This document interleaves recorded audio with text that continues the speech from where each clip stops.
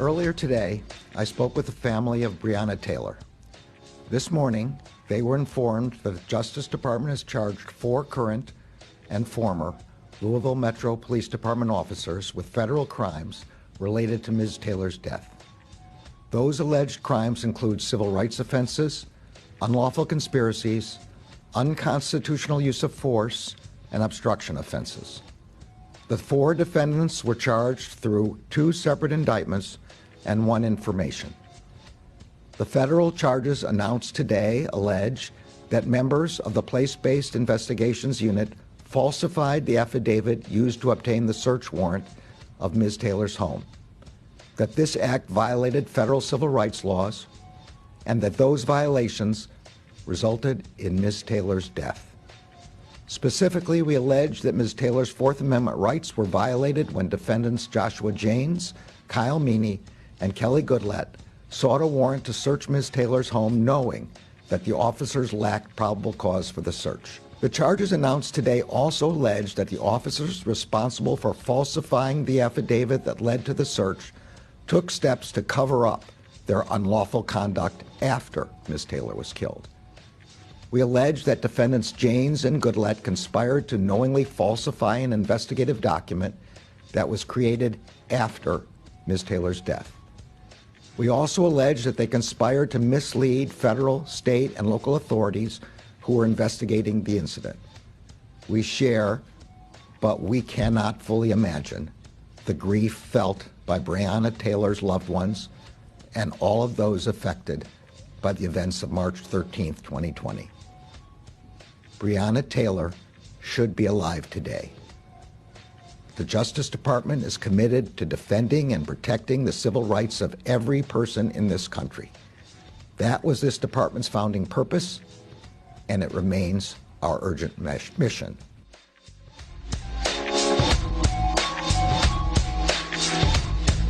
All right, folks, we are back here on WLTH 1370M. It is 6:36 in the PM.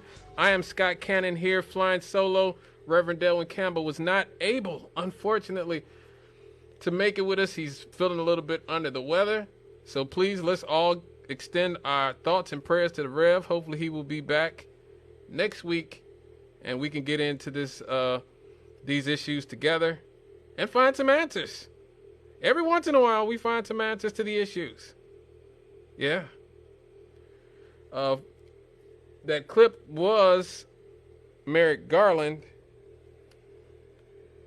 who is filing civil rights charges against 4 Louisville police officers over the drug raid that led to the death of Breonna Taylor, a black woman whose shooting helped fuel the racial justice protests that rocked this country in 2020. The charges are another effort to hold law enforcement accountable for the killing of the 26-year-old medical worker after one of the officers was acquitted on state charges earlier in the year. The charges named former officers Joshua Janes, Brett Hankerson, along with current officers Kelly Goodlett and Sergeant Kyle Meany. Most of the charges stem from the faulty drug warrant used to search Breonna Taylor's home. Hankerson was the only officer charged on Thursday who was actually at the scene that night. Louisville police said that they are seeking to fire Goodlett and Meany. Now, Miss Taylor was shot to death by officers who knocked her door down while executing a search warrant. Her boyfriend fired a shot that hit one of the officers as they came through the door, and they returned fire, striking Taylor multiple times. Now, about that, her boyfriend did not know they were police because apparently they did not identify themselves as police officers. How do I know? Because her boyfriend called the police. He called the police and said, "Hey, somebody's breaking into me and my girlfriend's apartment." And so, if he knew they were the police, he wouldn't have been calling the police. That's just common sense right there. So either they did not do a good job of identifying themselves or they did not identify themselves at all. Witnesses said that they did not hear them identify themselves as police. People who were, I guess, lived in the apartment complex. Now, local activists and members of the Taylor family celebrated the charges and thanked federal officials. Supporters gathered in a downtown park and chanted, "Say her name, Breonna Taylor."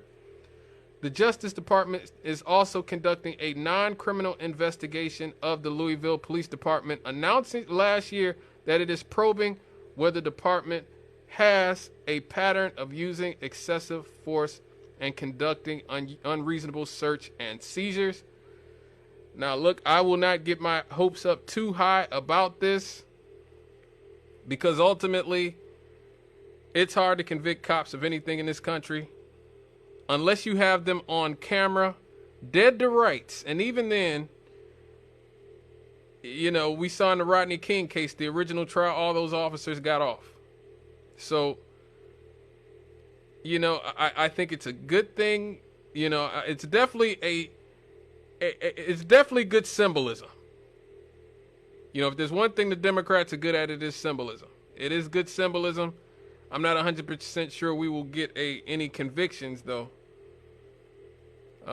Because, again, it's very hard to, especially in the world with qualified immunity. Now, these charges are going to be, are based on, they're not going to be murder charges. So I do think that helps in the situation. Like, it's going to be, it will be very hard to get police officers for murdering people, but it's hard in general to convict cops in the United States of America, and probably anywhere. I'm not just going to say America. It's probably hard to convict cops, I would argue, probably in most places, you know, because we are all sort of indoctrinated to believe that cops are inherently honorable, honest people. And a lot of them probably are. I'm sure a lot of them are. I have members of my family who are police officers. I've always had cops in my family, just like I think most people do. I went to school. I see people I went to school with at Emerson who are cops now. And, you know, they were good people. They were nice people, that I grew up with. They weren't, jerks who wanted to just bully people and push people around. So I don't think they've all just morphed into awful people just because they became police officers. But as with anything, when you give humans power, there is always that instinct to sort of abuse it. There is always that sort of that thing in the back of our minds to say, look, now I have all the power, and now I can do what I want. And that's where the danger kind of comes in. There's always a danger in that. I've always been very leery of the fact that here in the United States, we don't train our cops the way that other first world countries do. We don't demand that they have as much training as other police other police departments do around the world. In Canada, they actually are forced to go to training for 1,000 hours before they can become police officers. In America, the average is 500 hours. And all you have to do is have a high school diploma or the equivalent of a high school diploma. There are countries in Scandinavia where the police are forced to train for 5,000 hours before they hit the streets. 5,000 hours. 10 times as long as in America. And they're forced to go to college and get a degree to be police officers.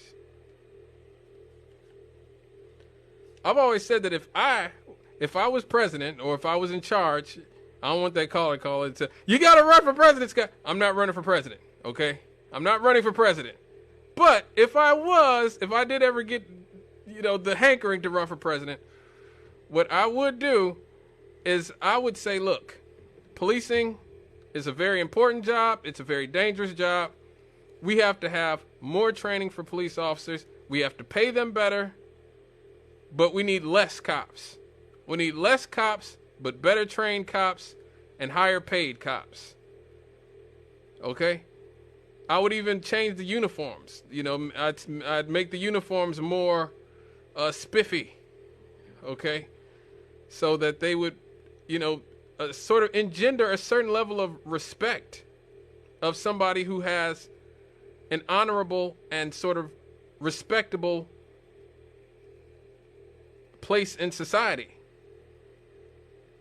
You know, so we need to take these things more seriously in this country. But I mean, we have a military industrial complex to continue to fund. We continue to send billions upon billions upon billions of dollars to Ukraine to fund that war. We have a prison industrial complex that needs to be funded. And so ultimately, we just use the police in this country to beat up the people, or to sort of sick them on the people we don't like. The poor people, the black people, the Hispanic people, you know, the native indigenous peoples, the people in the ghetto, the people in the barrio, the people at the trailer park, okay? The people on the reservation, whatever, you know, the people near the reservation, whatever, the people we don't want to deal with ourselves, the homeless. And I do, and I've said this before on this show, I truly believe that there is a segment of our society who doesn't want the police to be more educated, who doesn't want them to be more professional, who doesn't want them to make more money, and don't want a more professional police department in general, because they like the idea of having some crazy loose cannons that they can sick on the people in society that they don't like. That can essentially be their lynch mob. Yeah. That can essentially be their lynch mob, or their hired goons. You know, and beat up the homeless. Beat up those, you know, little black kids with their pants sagging down, you know, who will harass the illegal immigrants, or who will go to the trailer park and beat up the meth heads. You know, a lot of people like the idea of sicking the police on people. And a lot of our problems, I think, stem with the fact that in our society, our institutions are basically built to not to actually solve problems, but to allow us to marginalize the people and the things that we don't like. If we really wanted to solve crime, more police officers is not the way to do it. The rest of the world has shown this already. Nobody has more cops on the streets. Nobody spends more money on policing than we do. We would spend more money on education, on job opportunities, good job opportunities, not Uber and Lyft, which is what Joe Biden and a lot of politicians have started taking credit for. Ooh, look at all the jobs I created. What type of jobs are they? Oh, well, you know, they just pay minimum wage and have no labor protection. Yeah, buddy. Yeah, that's not what we're talking about here. We would take mental health more seriously.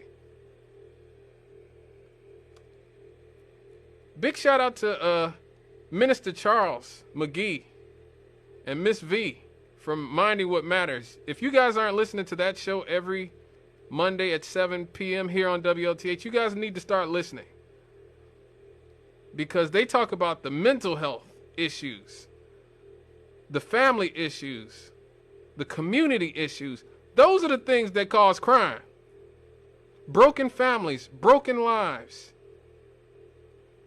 We would spend money on that. And we've seen that. Hopefully next week we'll be able to, hopefully Rev will be back and we'll be able to talk about the UBI, Universal Basic Income program that was studied here in the city of Gary, where we actually just gave people money to live. And what do you know? We saw some pretty positive results. Like we've seen all over the world when they've implemented very similar programs. When you give people money and they don't have to worry about paying their bills. They don't drink as much. They don't do as many drugs. They're not as violent to their kids or to their loved ones. But no, we have arms dealers in Ukraine that we have to keep, giving money to. We have the military industrial complex that we have to keep funding.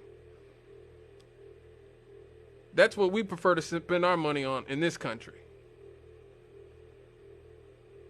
And so I'm encouraged by the fact that something is happening in the case of Breonna Taylor. But I'm definitely not going to get ahead of myself and celebrate as if I know for certain that this is going to be the type of justice that everybody was looking for.